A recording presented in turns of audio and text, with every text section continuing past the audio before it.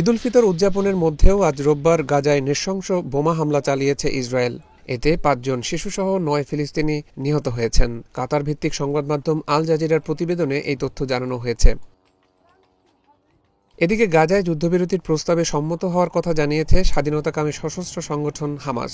বার্তা সংস্থা রয়টার্স জানিয়েছে, ২ দিন আগে মিশর ও কাতারের পক্ষ থেকে যুদ্ধবিরতির প্রস্তাব দেওয়া হয়েছিল। সেই প্রস্তাবে রাজি হওয়ার কথা জানিয়েছে হামাস। হামাসের রাজি হওয়ার খবর প্রকাশের পর ইসরায়েলি প্রধানমন্ত্রী বেনিয়ামিন নেতানিয়াহুর কার্যালয় জানিয়েছে, যুদ্ধবিরতি ইস্যুতে তারাও একটি পাল্টা প্রস্তাব দিয়েছে।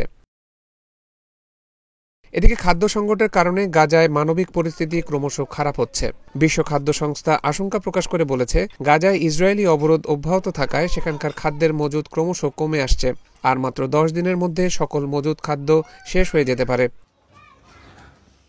গাজার স্বাস্থ্য মন্ত্রণালয় জানিয়েছে, গত ১.৫ বছরের গাজা যুদ্ধে ইসরায়েলি হামলায় কমপক্ষে ৫০,২৭৭ জন ফিলিস্তিনি নিহত হয়েছেন এবং ১,১৪,০৯৫ জন আহত হয়েছেন।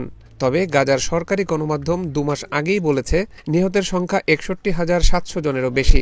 ধ্বংসস্তূপের নিচে এখনও হাজার হাজার মরদেহ আটকা পড়ে আছে বলে আশঙ্কা করা হচ্ছে।